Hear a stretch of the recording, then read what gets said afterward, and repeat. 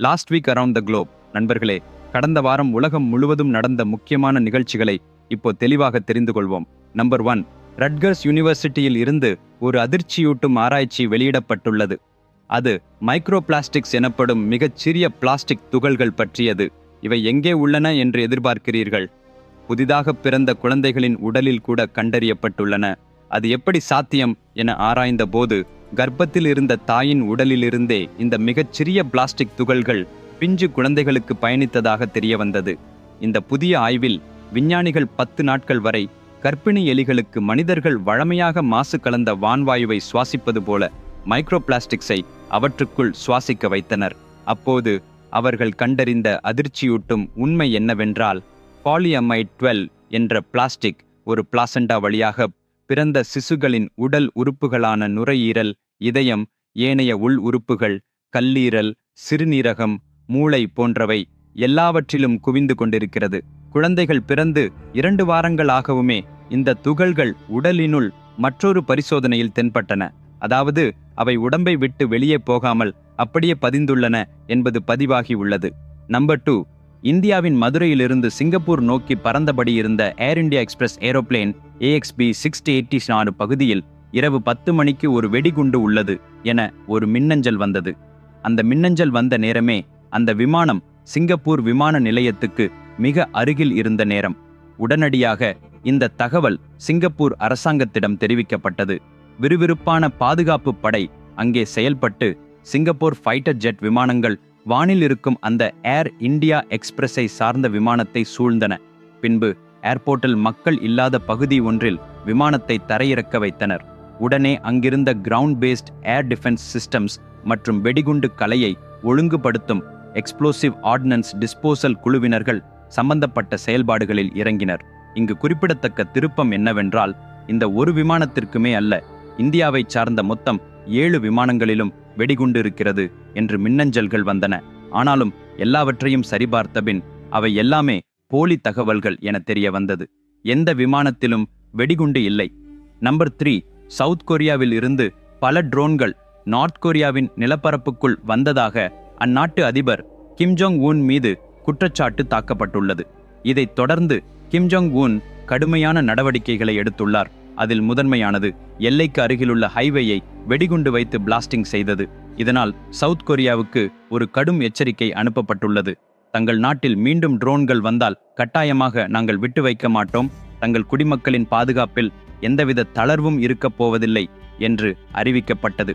மேலும் north Korea south கொரியாவை இணைக்கும் எல்லை பகுதி சாலைகளும் ரயில் பாதைகளையும் மூடிவிட்டது. இவ்வளவு செய்து வைத்திருக்கிறார்கள். அதனால் சவுத் கொரியா அமைதியாக இருக்காது. South Korea joint chief staff இவ்வாறு நார்த் கொரியா பொய்யான குற்றச்சாட்டுகளை பரப்பினாலும் நாங்கள் ஏற்றுக்கொள்ள மாட்டோம் என்று அறிவித்துள்ளனர்.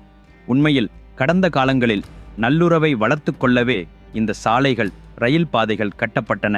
இப்போது அவற்றையே வெடிகுண்டுகளால் அழித்து விடுவதால் கொரியா நாடுகளிடையே மேலும் எது நடக்கப் போகிறது என்பதை பார்ப்போம். ஃப்ரெண்ட்ஸ், ஒரு சுவாரஸ்யமான கதையை படித்தால் அவ்வளவு சாதாரணமா ஒரு மனிதனின் வாழ்க்கை முழுவதுமாக மாறிவிடும் என்று நீங்கள் நம்ப முடியுமா?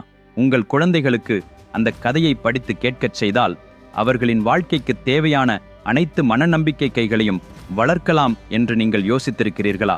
உங்களுடைய வாழ்க்கையில் ஏதேனும் பிரச்சனை வந்தாலும் ஒரு கதையை படித்தால் அதற்கான தீர்வு கிடைப்பதாக நீங்கள் நம்புகிறீர்களா? ஆமாம், இது சாத்தியம். இதை சாதிக்க முடியும் ஒரே காவியம் மனித வரலாற்றிலேயே என்றும் வல்லமை படைத்த மகாபாரதம். இந்த கதையின் சிறப்பை உலகிலேயே எந்த சூப்பர் ஹிட் திரைப்படத்துடன் இணைத்து பார்த்தாலும் இதன் மகத்துவம் 100 மடங்கு மேல் என்பதில் சந்தேகமில்லை. இது ஒரு சவால். விக்ரமாதித்யன் அவர்களின் மொழியில் விளக்கப்படுத்தப்பட்ட மகாபாரதத்தின் முழு கதை 2 பாகங்களாக புத்தகமாகவும் இபுக்காகவும் அமேசான் உட்பட 43 ஆன்லைன் வீதிகளில் கிடைக்கிறது. இந்த புத்தகம் உலகம் முழுவதும் 54 மொழிகளில் பரவலாக கிடைக்கிறது. இது வெறும் ஒரு புத்தகம் மட்டுமல்ல, உங்கள் வாழ்வுக்கு தேவையான ஒரு முழுமையான ஞான களஞ்சியம். இந்த வீடியோவின் கீழுள்ள விளக்க பகுதியில் டிஸ்கிரிப்ஷன் லிங்க்ஸ் கொடுத்துள்ளேன். உடனடியாக ஆர்டர் செய்யுங்கள். நம்பர் 4, இந்த உலகில் பெரும்பாலான நிறுவனங்களில் முக்கியத்துவமான உச்ச பதவிகளில் அமர்ந்து அதிக வருமானம் ஈட்டிக் கொண்டிருப்பவர்கள் பெண்கள்தான் என ஒரு புள்ளியியல் கூறுகிறது. குறிப்பாக த கான்ஃபரன்ஸ் போர்டு அறிக்கையில் தெரிவிக்கப்பட்டதன்படி அமெரிக்காவின் அதிகப்படியான டாப் 500 நிறுவனங்களில் பெண்கள் செயல் தலைவர்களின் CEO சராசரி வருமானம் ஆண்களை விட கவனிக்கத்தக்க விதத்தில் அதிகமாக இருக்கிறது. ஒரு பெண் CEO அதிகபட்சமாக ஆண்டுக்கு 14.5 மில்லியன் டாலர்கள் சம்பாதித்து வருவதாக கூறப்படுகிறாள். ஆனால் ஆண் CEO அதிகபட்சம் 19.6 மில்லியன் டாலர்கள் மட்டுமே என்று காணப்படுகிறது.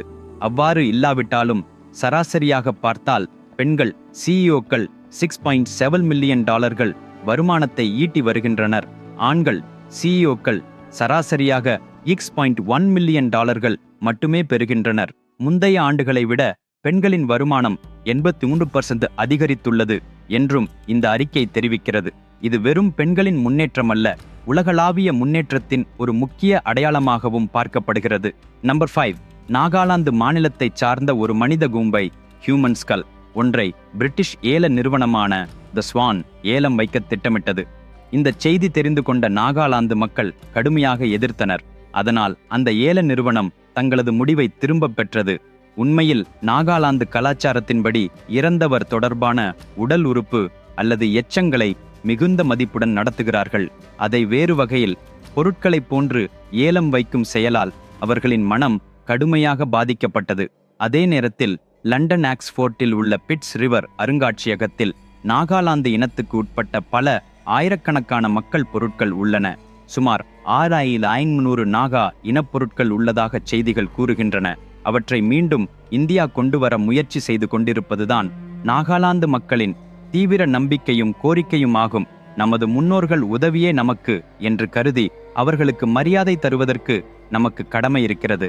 நம்பர் 6, வயது வெறும் 18 என்ற நிலையில் இந்த உலகின் எல்லா மிக உயர்ந்த மலைகளையும் ஏறி முடித்திருக்கிறார்.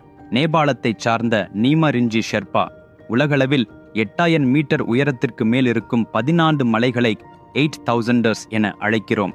இத்தகைய மிக உயரம் கொண்ட மலைகளை ஏறுவது ஒரு அபாயகரமான சாதனை. இவ்வளவு குறைந்த வயதில் எப்படி முடிந்தது என்றால், நீமரிஞ்சி ஷெர்பா என்பவர் அப்பெரும் மலையகத் தொழிற்திறனுள்ள ஷெர்பா இனத்தைச் சார்ந்தவர். அவர்களின் மரபு கணக்கில் பல தலைமுறைகளாக ஹிமாலயாஸ் மற்றும் மவுண்ட் எவரெஸ்ட் சுற்றுப்புறங்களில் வாழ்ந்து வந்த அனுபவமே அவருக்கு இச்சாதனையை அடைய வழிவகுத்தது. நம்பர் 7, நமது அறிவியலில் நாள் கடந்தும் புதிய அதிசயங்களை கண்டறிந்து கொண்டே இருக்கிறோம். இதுவரை நேர்த்தியான நுண்கலைகளை உருவாக்கக்கூடியவர்கள் மனிதர்களே என நம்பினோம். ஆனால் இப்போது ஒரு ஹியூமனாய்டு ரோபோட் கூட அசுரத்தன்மையுடன் ஓவியம் வரையக்கூடிய திறனை வெளிப்படுத்தியுள்ளது. இது உலகின் முதல் ஹியூமனாய்டு ரோபோட் வழியாக வரைந்த ஓவியம். இந்த ஓவியத்தை உருவாக்கிய ரோபோவின் பெயர் ஆய்டா. இந்த ஓவியம் புகழ்பெற்ற கணினி மற்றும் கணித அறிஞர் ஆலன் டியூரிங் அவர்களுக்கு சமர்ப்பணமாக பதிவு செய்யப்பட்டுள்ளது. இவ்வோவியத்திற்கு AI காட் என பெயர் வைத்துள்ளனர். ஆய்டா என்பது வெறும் ரோபோ மட்டுமல்ல, ஒரு அழகிய கலைஞரும் கூட. இதன் கண்களில் பொருத்தப்பட்ட கேமராக்கள் சுற்றுப்புறத்தை ஆராய்ந்து அதில் இருந்து பெறும் தகவல்களை புரிந்து கொண்டு அதன் மண் எதிர் தோல் அல்லது கைகளின் மூலம் வித்தியாசமான ஓவியங்களை வரைவதிலேயே சிறப்பாக தூயமாக்குகின்றன. அதோடு இதனுடைய உள் மொழி பயன்பாட்டு அமைப்பின் மூலம் மனிதர்களோடு உரையாடவும் செய்ய முடியும். இப்பொழுது ஆய்டா வரைந்துள்ள ஓவியமும் சுமார் 7 அடி உயரமுள்ள ஒரு பெரிய துயர்பட் ஒரு பெரிய ஓவியம் என்று சாதாரணமாக கூறலாம். எல்லாவற்றையும் இணைத்து இது உலகில் முதன்முறையாக ரோபோ வரையங்கிய ஓவியம் என்பதால் பெரும் பரிசோதனையும் பெருமையுமாக பார்க்கப்படுகிறது. நம்பர் 8, உங்களிடம் $125,000 இருந்தால் நீங்கள் ஸ்பேஸ் டூருக்கு போகலாம். அது கூட ஒரு பலூன் மூலம். இந்த பலூனின் பெயர் ஸ்பேஸ்ஷிப் நெப்டியூன். இது உள்ளே இருக்கின்ற கேப்சூல்ஸ் 20 மைல் உயரத்திற்கு பறக்க எடுத்துச் செல்லும். இந்த பலூன் மிகவும் பெரிது. இதன் உயரம் ஐஃபல் டவர்னையில் இணையாக கருதப்படுகிறது. பயண நேரத்தில் இந்த பலூன் ஹைட்ரஜன் வாயுவால் நிரப்பப்பட்டு கேப்சூல்ஸை மணிக்கு 12 மைல் வேகத்தில் மேலே இழுத்துச் செல்கிறது. இது 20 மைல் உயரத்திற்கு போனதும் நமது பூமியின் வளிமண்டல எல்லையை தாண்டி வெளிவானத்தில் மிதந்து கொள்வோம். இதுவரை எந்த பலூனும் இவ்வளவு உயரம் சென்றதில்லை. மொத்த பயண நேரம் 6 மணி நேரம். அதில் 2 மணி நேரம் மேல் நின்றபடி ஸ்பேஸ் பிளாக்னஸ் மற்றும் தின் ப்ளூ லைன் எனப்படும் வளிமண்டல எல்லையை நேரடியாக காணலாம். பின்பு மீதமுள்ள 4 மணி நேரத்தில் மீண்டும் பூமிக்கு திரும்பி வரும். ஃப்ரெண்ட்ஸ், அடுத்த திங்கள் மாலை 5 மணி நேரத்தில் மீண்டும் சந்திப்போம். நான் எழுதி வைத்த மகாபாரத புஸ்தகத்தை இப்போதே ஆர்டர் செய்து கொள்ளுங்கள். இதன் லிங்க்ஸை இந்த வீடியோவின் கீழே உள்ள விளக்கப் பகுதியில் டிஸ்கிரிப்ஷன் கொடுத்துள்ளேன். இன்னமும் என் சேனலுக்கு சப்ஸ்கிரைப் செய்யவில்லை என்றால் உடனே சப்ஸ்கிரைப் செய்து கொள்ளுங்கள். அடுத்த சந்திப்பு வரை நலமாக இருங்கள். இதுவரை வீடியோ பார்த்தமைக்கு நன்றி. வணக்கம்.